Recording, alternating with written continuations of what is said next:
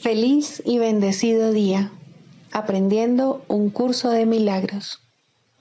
El secreto de la verdadera oración es olvidarte de las cosas que crees necesitar. Pedir algo específico es igual que ver el pecado primero y luego perdonarlo. Del mismo modo, al orar pasas por alto tus necesidades específicas, tal como las ves, y las dejas en manos de Dios. Ahí se convierten en los regalos que le haces, pues le dicen que no antepondrás otros dioses a Él, ni que quieres otro amor que el suyo. Este libro es un comienzo, no un final.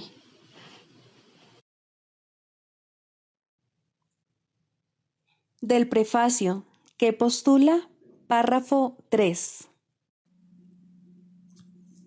Del conocimiento y de la percepción surgen dos sistemas de pensamiento distintos que se oponen entre sí en todo.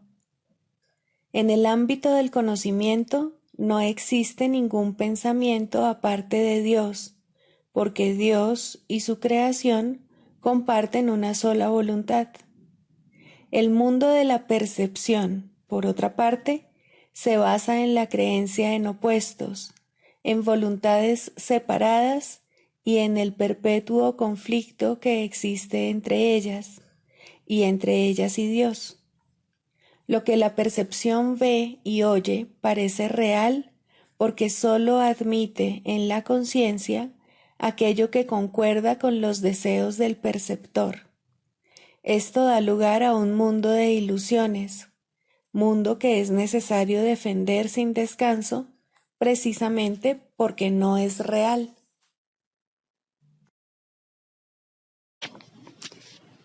Introducción. Este es un curso de milagros. Es un curso obligatorio. Solo el momento en que decides tomarlo es voluntario. Tener libre albedrío no quiere decir que tú mismo puedas establecer el plan de estudios.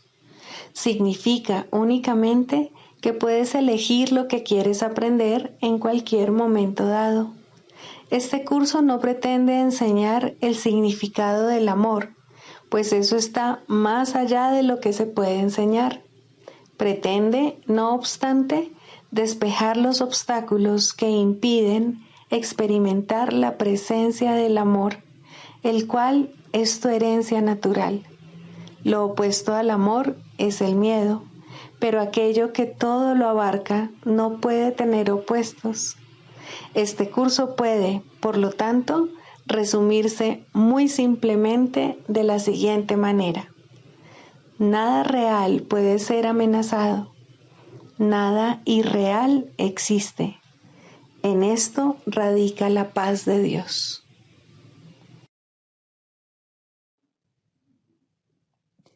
Capítulo 1. El significado de los milagros. Primero, principios de los milagros. Principio 9. Los milagros son una especie de intercambio. Como toda expresión de amor, que en el auténtico sentido de la palabra es siempre milagrosa, dicho intercambio invierte las leyes físicas. Brindan más amor tanto al que da como al que recibe. Capítulo 2. La separación y la expiación. Primero, los orígenes de la separación. La capacidad de extenderse es un acto fundamental de Dios que Él le dio a su Hijo. En la creación, Dios se extendió a sí mismo a sus creaciones y les infundió la misma amorosa voluntad de crear que Él posee. No solo fuiste plenamente creado, sino que fuiste creado perfecto. No existe vacuidad en ti. Debido a la semejanza que guardas con tu Creador, eres creativo.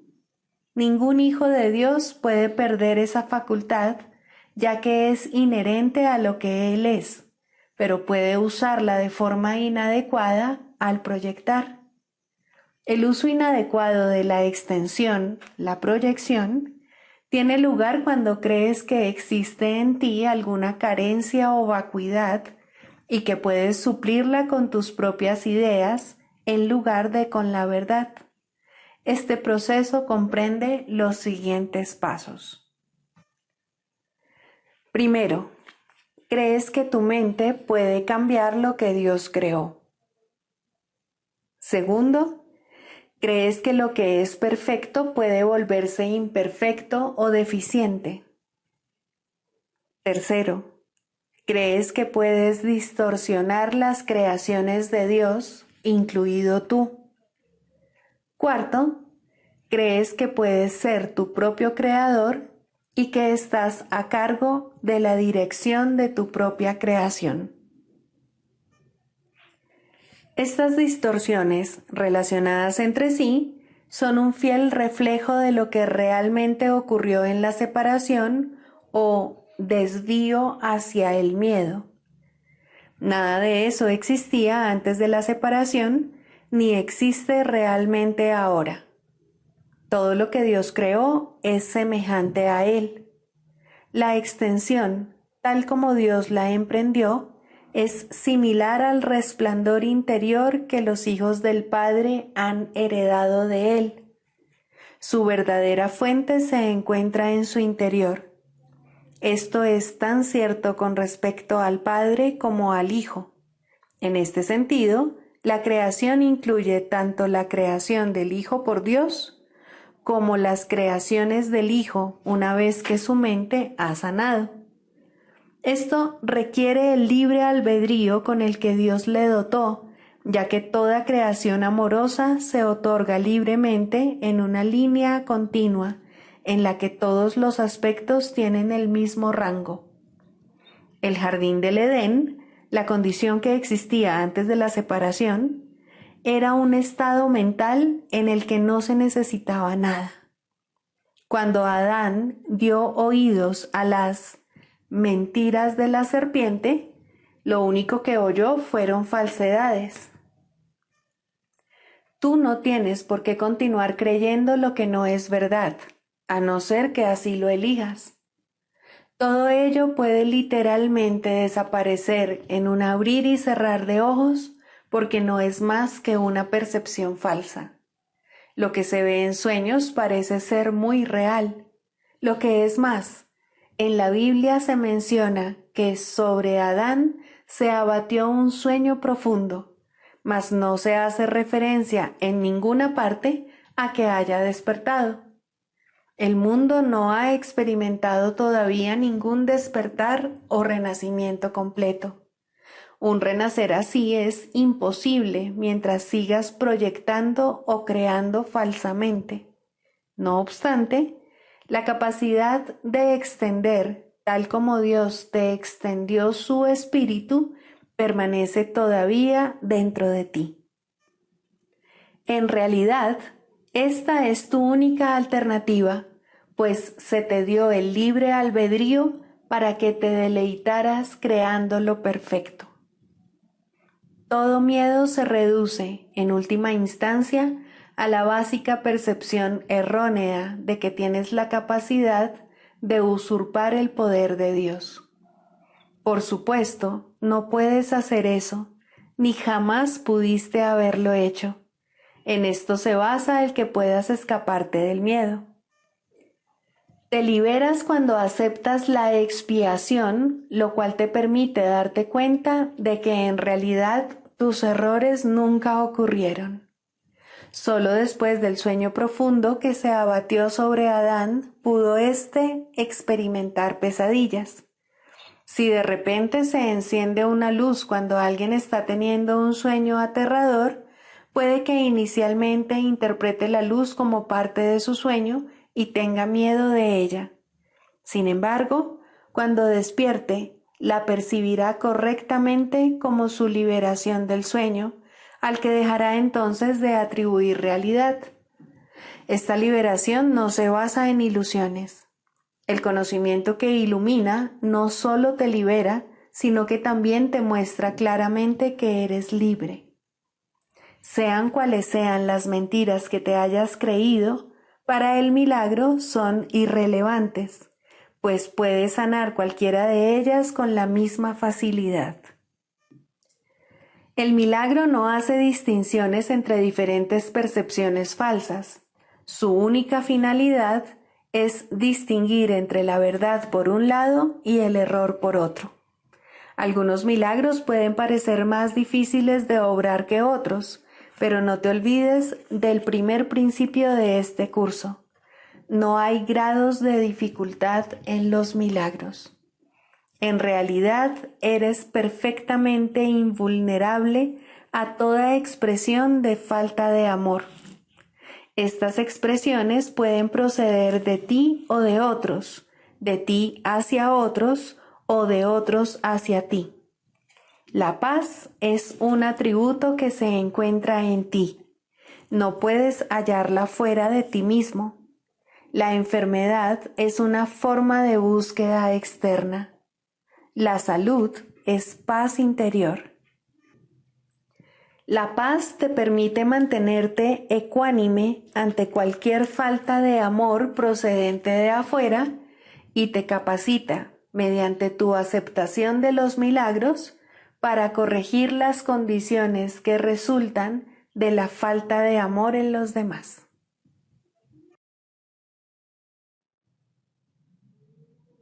Libro de ejercicios. Pregunta 13. ¿Qué es un milagro? Un milagro es una corrección. No crea ni cambia realmente nada en absoluto. Simplemente contempla la devastación y le recuerda a la mente que lo que ve es falso. Corrige el error, mas no intenta ir más allá de la percepción ni exceder la función del perdón. Se mantiene, por lo tanto, dentro de los límites del tiempo. No obstante, allana el camino para el retorno de la intemporalidad y para el despertar del amor, pues el miedo no puede sino desvanecerse ante el benevolente remedio que el milagro trae consigo. En el milagro reside el don de la gracia, pues se da y se recibe como uno, y así nos da un ejemplo de lo que es la ley de la verdad, que el mundo no ataca porque no la entiende. El milagro invierte la percepción que antes estaba al revés, y de esa manera pone fin a las extrañas distorsiones que ésta manifestaba. Ahora la percepción se ha vuelto receptiva a la verdad. Ahora puede verse que el perdón está justificado. El perdón es la morada de los milagros. Los ojos de Cristo se los ofrecen a todos los que Él contempla con misericordia y con amor. La percepción queda corregida ante su vista y aquello cuyo propósito era maldecir, tiene ahora el de bendecir. Cada azucena de perdón le ofrece al mundo el silencioso milagro del amor, y cada una de ellas se deposita ante la palabra de Dios en el altar universal al Creador y a la creación, a la luz de la perfecta pureza y de la dicha infinita. Al principio, el milagro se acepta mediante la fe, porque pedirlo implica que la mente está ahora lista para concebir aquello que no puede ver ni entender. No obstante, la fe convocará a sus testigos para demostrar que aquello en lo que se basa realmente existe. Y así, el milagro justificará tu fe en él y probará que esa fe descansa sobre un mundo más real que el que antes veías, un mundo que ha sido redimido de lo que tú pensabas que se encontraba allí. Los milagros son como gotas de lluvia regeneradora que caen del cielo sobre un mundo árido y polvoriento, al cual criaturas hambrientas y sedientas vienen a morir. Ahora tienen agua, ahora el mundo está lleno de verdor, y brotan por doquier señales de vida para demostrar que lo que nace jamás puede morir, pues lo que tiene vida es inmortal. Lección 342. Dejo que el perdón descanse sobre todas las cosas, pues de ese modo es como se me concederá a mí. Te doy gracias, Padre, por el plan que ideaste para salvarme del infierno que yo mismo fabriqué. No es real, y tú me has proporcionado los medios para comprobar su irrealidad. Tengo la llave en mis manos y he llegado hasta las puertas tras las cuales se halla el fin de los sueños. Me encuentro ante las puertas del cielo, sin saber si debo entrar y estar en casa. No dejes que hoy siga indeciso. Quiero perdonar todas las cosas y dejar que la creación sea tal como tú quieres que sea y como es. Quiero recordar que soy tu hijo y que cuando por fin abra las puertas me olvide de las ilusiones ante la deslumbrante luz de la verdad, conforme tu recuerdo retorna a mí.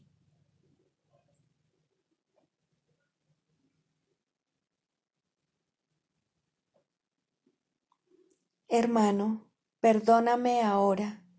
Vengo a llevarte a casa conmigo y según avanzamos, el mundo se une a nosotros en nuestro camino a Dios.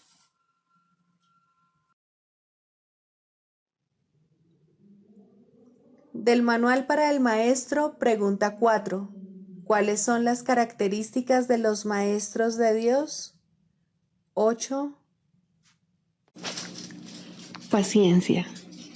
Los que están seguros del resultado final pueden permitirse el lujo de esperar y esperar sin ansiedad. Para el Maestro de Dios, tener paciencia es algo natural. Todo lo que ve son resultados seguros que ocurrirán en un momento que tal vez aún le sea desconocido, pero que no pone en duda. El momento será tan apropiado como la respuesta. Y esto es verdad con respecto a todo lo que ocurre ahora u ocurra en el futuro. En el pasado no se produjeron tampoco errores, ni ocurrió nada que no sirviese para beneficiar al mundo, así como aquel a quien aparentemente le ocurrió. Tal vez esto no se entendió así en su momento.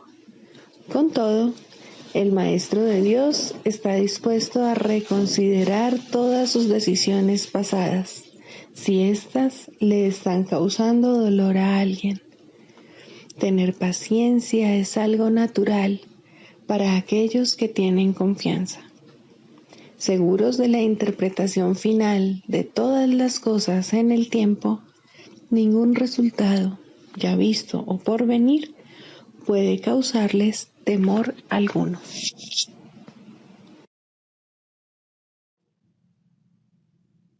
Manual para el Maestro, pregunta 8. ¿Cómo puede evitarse la percepción de grados de dificultad? La creencia de que existen grados de dificultad es la base de la percepción del mundo. Dicha creencia se basa en diferencias, en un trasfondo desigual y en un primer plano cambiadizo, en alturas disparejas y en tamaños variados, en grados variables de obscuridad y luz y en miles de contrastes en los que cada cosa vista compite con las demás para sobresalir. Un objeto más grande eclipsa a otro más pequeño. Una cosa más brillante llama más la atención que otra con menos poder de atracción. Y una idea más amenazante o una que se considera más deseable de acuerdo con las normas del mundo trastorna completamente el equilibrio mental. Lo único que los ojos del cuerpo pueden contemplar son conflictos, No recurras a ellos en busca de paz y entendimiento. Las ilusiones son siempre ilusiones de diferencias. ¿Cómo podría ser de otra manera? Una ilusión es por definición un intento de que algo que se considera de suma importancia sea real, si bien se reconoce que es falso. La mente, por consiguiente, trata de hacerlo real, movida por su intenso deseo de conseguirlo. Las ilusiones son parodias de la creación, intentos de hacer que las mentiras sean verdad. La mente, al considerar a la verdad como algo inaceptable, se subleva contra ella y se otorga a sí misma una ilusión de victoria. Y al considerar a la salud como un agobio, se refugia en sueños febriles. Y en esos sueños, la mente se encuentra separada, es diferente de otras mentes, tiene intereses que solo a ella atañen y es capaz de satisfacer sus necesidades a expensas de las demás. ¿De dónde surgen todas esas diferencias? Ciertamente parecen encontrarse en el mundo exterior. Sin embargo, no hay duda de que es la mente la que juzga lo que los ojos contemplan, la que interpreta los mensajes que le transmiten los ojos y la que les adjudica significado entre comillas. Este significado, no obstante, no existe en el mundo exterior. Lo que se considera la realidad es simplemente lo que la mente prefiere.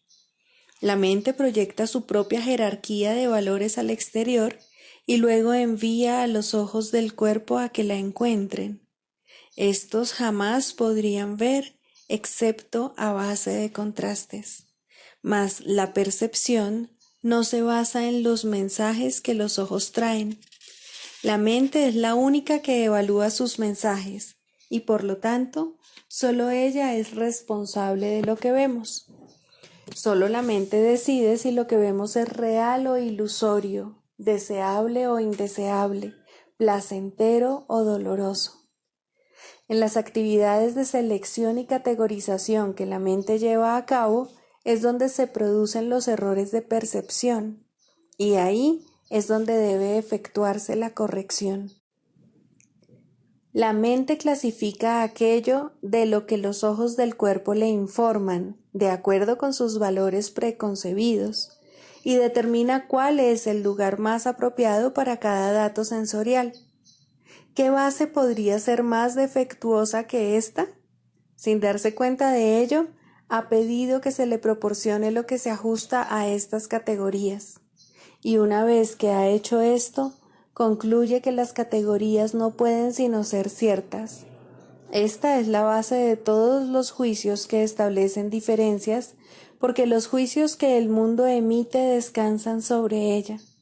¿Cómo se iba a poder depender de este razonamiento confuso y absurdo? No puede haber grados de dificultad en la curación por el simple hecho de que toda enfermedad es una ilusión. ¿Sería acaso más difícil desvanecer la creencia que tiene un demente en una alucinación mayor que la que tiene en una más pequeña? ¿Podría reconocer más rápidamente la irrealidad de una voz estridente que la de una voz agradable? ¿Desecharía más fácilmente una orden para que mate que se le pide con un susurro que una que se le pide a gritos? ¿Y afectaría el número de tridentes que tienen los diablos que él ve la credibilidad de estos en su percepción? Su mente ha calificado todas esas ilusiones de reales y, por lo tanto, son reales para él. Cuando se dé cuenta de que no son más que ilusiones, desaparecerán. Y lo mismo ocurre con la curación. Las propiedades de las ilusiones que hacen que éstas parezcan diferentes entre sí son realmente irrelevantes, pues sus propiedades son tan ilusorias como ellas mismas. Los ojos del cuerpo continuarán viendo diferencias, pero la mente que se ha permitido a sí misma ser curada dejará de aceptarlas. Habrá quienes parezcan estar más enfermos que otros, y los ojos del cuerpo informarán, como antes, de los cambios que se produzcan en su aspecto, mas la mente curada los clasificará a todos de la misma manera, como irreales. Este es el don de su maestro, el entendimiento de que, al clasificar los mensajes que la mente recibe de lo que parece ser el mundo externo, solo dos categorías son significativas, y de estas, solo una es real. De la misma manera en que la realidad es completamente real, independientemente de los conceptos de tamaño, forma, tiempo o lugar, pues no pueden existir diferencias en ella, así también las ilusiones carecen de distinciones. La única respuesta para cualquier clase de enfermedad es la curación. La única respuesta para cualquier clase de ilusión es la verdad. Manual para el maestro. Clarificación de términos. 4. La percepción verdadera, el conocimiento. El mundo que ves no es más que la ilusión de un mundo. Dios no lo creó, pues lo que Él crea tiene que ser tan eterno como Él. En el mundo que ves, no obstante, no hay nada que haya de perdurar para siempre. Algunas cosas durarán en el tiempo algo más que otras, pero llegará el momento en el que a todo lo visible le llegue su fin. Los ojos del cuerpo no son, por lo tanto, el medio a través del cual se puede ver el mundo real, pues las ilusiones que contemplan solo pueden conducir a más ilusiones de la realidad. Y eso es lo que hacen, pues todo lo que los ojos del cuerpo ven no solo no ha de durar, sino que además se presta a que se tengan pensamientos de pecado y culpabilidad. Todo lo que Dios creó, por otra parte, está por siempre libre de pecado y por ende, por siempre libre de culpabilidad. El conocimiento no es el remedio para la percepción falsa, puesto que al proceder de distintos niveles jamás pueden encontrarse. La única corrección posible para la percepción falsa es la percepción verdadera. Esta no perdurará, pero mientras dure, su propósito será sanar. La percepción verdadera es un remedio que se conoce por muchos nombres. El perdón, la salvación, la expiación y la percepción verdadera son todos una misma cosa. Son el comienzo de un proceso cuyo fin es conducir a la unicidad que los trasciende a todos. La percepción verdadera es el medio por el que se salva al mundo de las garras del pecado, pues el pecado no existe. Y esto es lo que la percepción verdadera ve. El mundo se yergue como un sólido muro ante la faz de Cristo, pero la percepción verdadera lo ve solo como un frágil velo, tan fácil de descorrer que no podría durar más de un instante. Por fin se ve el mundo tal como es, y ahora no puede sino desaparecer, pues en su lugar ha quedado un espacio vacío que ha sido despejado y preparado. Donde antes se percibía destrucción, aparece ahora la faz de Cristo, y en ese instante el mundo queda olvidado, y el tiempo acaba para siempre al disolverse el mundo en la nada de donde provino.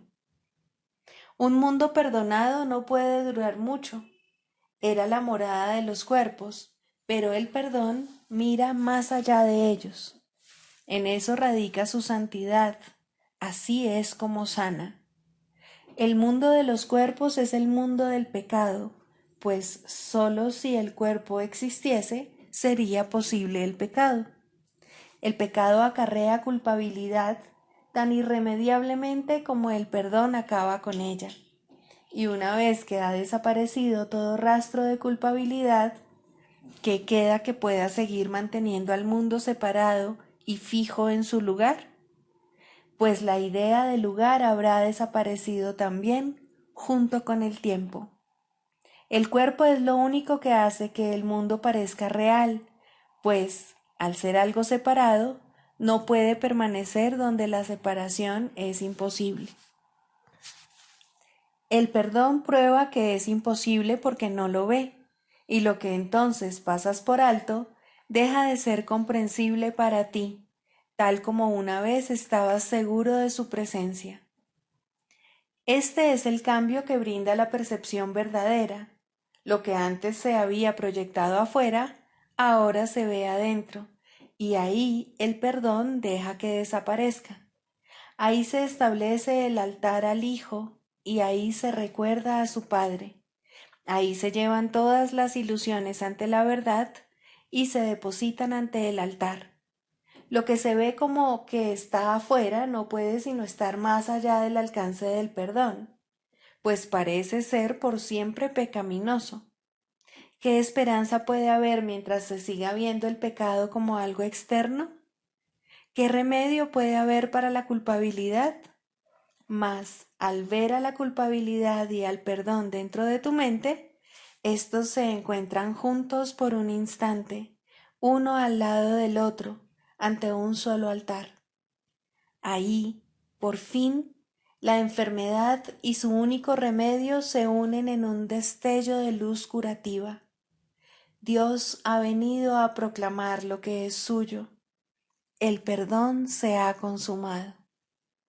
Y ahora el conocimiento de Dios, inmutable, absoluto, puro y completamente comprensible, entra en su reino.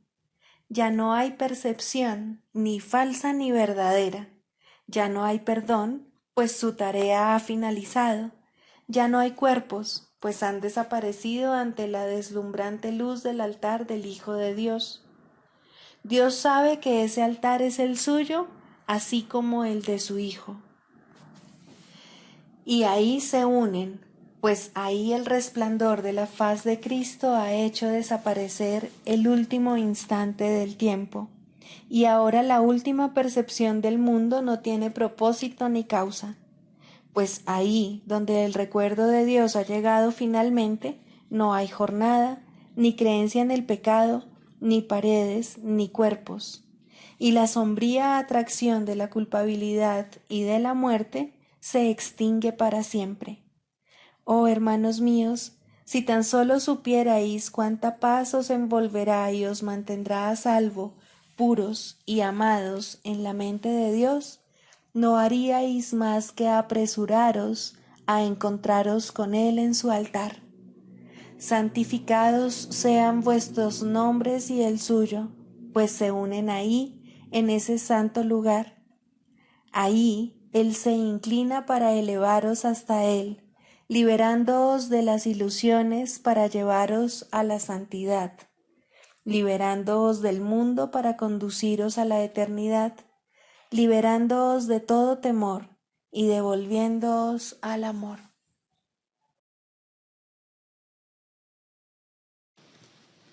Psicoterapia, segundo. El proceso de la psicoterapia. Introducción. La psicoterapia es un proceso que cambia la visión del yo. A lo sumo, este nuevo yo es un concepto de sí mismo más beneficioso, pero no puede esperarse que la psicoterapia establezca qué es realidad. Esa no es su función. Si logra abrirle paso a la realidad, ha alcanzado su máximo éxito. Toda su función, al final, consiste en ayudar al paciente a manejar un error fundamental, la creencia de que la ira le ofrece algo que en realidad desea y de que al justificar el ataque se está protegiendo a sí mismo. En la medida en que llegue a darse cuenta de que esto es un error, en esa misma medida se ha salvado realmente. Los pacientes no entran en una relación terapéutica con este objetivo en mente. Por el contrario, Tales conceptos significan poco para ellos o no necesitarían ayuda. Su objetivo es ser capaces de conservar su concepto del yo exactamente como está, pero sin el sufrimiento que ello conlleva. Todo su equilibrio descansa sobre la insensata creencia de que esto es posible. Y como resulta tan claramente imposible para la mente sana, lo que buscan es magia. En las ilusiones, lo imposible se consigue fácilmente, pero a costa de hacer realidad las ilusiones. El paciente ya ha pagado su precio. Ahora quiere una ilusión mejor. Al comienzo, pues, la meta del paciente y la del terapeuta son divergentes. Tanto el terapeuta como el paciente pueden abrigar falsos conceptos de sí mismos, pero aún así, sus respectivas percepciones sobre la mejoría deben ser distintas. El paciente espera aprender a lograr los cambios que quiere sin cambiar su concepto de sí mismo de manera significativa. De hecho, espera que ese concepto se estabilice lo suficiente para incluir en él mismo los poderes mágicos que busca en la psicoterapia. Desea volver invulnerable lo vulnerable e ilimitado lo finito. El yo que ve es su Dios y lo único que busca es servirle mejor. Sin importar cuán sincero pueda ser el propio terapeuta, debe querer cambiar el concepto que el paciente tiene de sí mismo de alguna manera que considera real. La tarea de la terapia es reconciliar estas diferencias. Con suerte, ambos aprenderán a abandonar sus metas originales, pues solo en las relaciones puede hallarse la salvación. Al comienzo, es inevitable que tanto los pacientes como los terapeutas acepten metas irreales que no están completamente libres de matices mágicos. Finalmente, estas se abandonarán en las mentes de ambos. El canto de la oración. Tercero, orar por otros. Dijimos que siempre oras por ti mismo y así es. ¿Por qué entonces debes orar por otros? Y si debes hacerlo, ¿cómo lo debes hacer? Orar por otros, si se ha entendido correctamente, se convierte en el medio para eliminar la culpa que has proyectado sobre tu hermano y poder reconocer que no es él quien te está haciendo daño. Antes de que se te pueda salvar de la culpa, debes renunciar al pensamiento venenoso de que él es tu enemigo, tu malvada contraparte, tu némesis. El medio para alcanzar esto es la oración de un poder creciente y metas ascendentes hasta que finalmente llega a Dios. Las formas iniciales de la oración en los primeros peldaños de la escalera no están libres de envidia y malicia, claman venganza, no amor. Tampoco proceden de alguien que entiende que son peticiones de muerte hechas con miedo por quienes atesoran la culpa. Invocan a un Dios vengativo y es Él quien parece contestarles. Nadie puede pedir el infierno para otro y él mismo librarse de él. Solo aquellos que están en el infierno pueden pedir el infierno. Pero aquellos que han sido perdonados y han aceptado su perdón, jamás podrían orar de esa manera. En estos niveles, pues, la meta del aprendizaje no es otra cosa que reconocer que la respuesta a cualquier oración será idéntica a la forma en que la oración se hizo. Eso es suficiente. A partir de ahí, el paso a los siguientes niveles será fácil. El próximo ascenso comienza con esto. Lo que he pedido para mi hermano no es lo que querría para mí, por lo tanto, lo he convertido en mi enemigo. Es evidente que este paso no lo puede dar quien no ve la liberación de otros como algo ventajoso y de valor para sí mismo. Puede aplazarse por largo tiempo porque puede parecer peligroso en lugar de compasivo. Para los culpables, ciertamente, parece una ventaja tener enemigos y este imaginado beneficio debe desaparecer si es que se ha de liberar a los enemigos. La culpa se debe abandonar, no ocultar. Esto no se puede hacer sin cierto dolor y tener un atisbo de la naturaleza misericordiosa de este paso puede llevar por algún tiempo a un profundo retraimiento en el miedo, pues las defensas del temor son temibles en sí mismas y cuando se reconocen traen el miedo con ellas. No obstante, ¿qué ventaja le ha reportado jamás a un prisionero la ilusión del escape? Su verdadero escape de la culpa radica únicamente en el reconocimiento de que la culpa ha desaparecido. Mas, ¿cómo puede reconocerse esto mientras la oculte en otro y no vea que es la suya propia? El miedo a escapar hace difícil dar la bienvenida a la libertad y convertir a un enemigo en carcelero parece ofrecer seguridad. ¿Cómo, entonces, se le puede librar sin que se apodere de ti un profundo miedo? Has hecho de él tu salvación y tu escape de la culpa.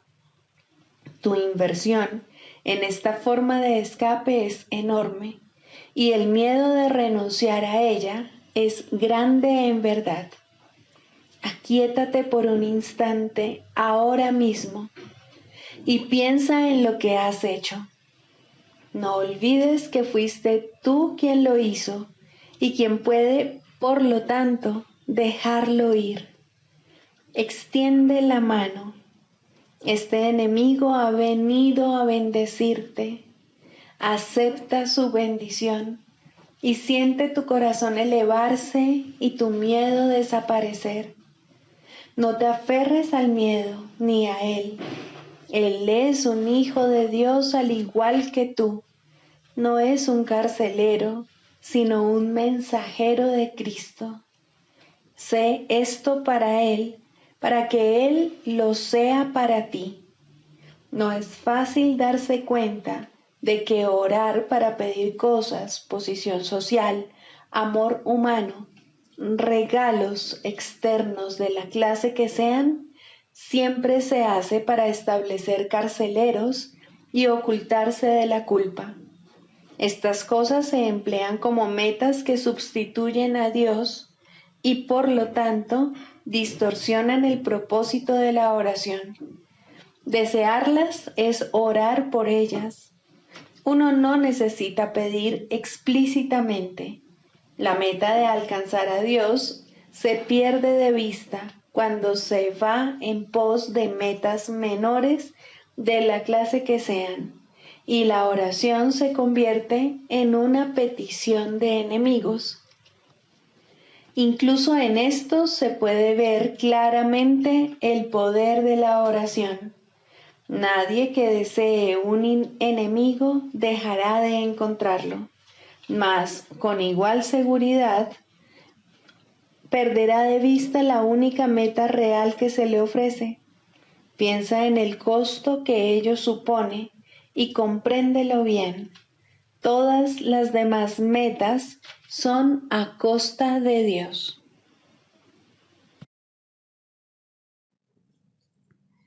Sigamos a Jesús haciendo del perdón algo tan natural como respirar y algo tan vital como el aire. Amén.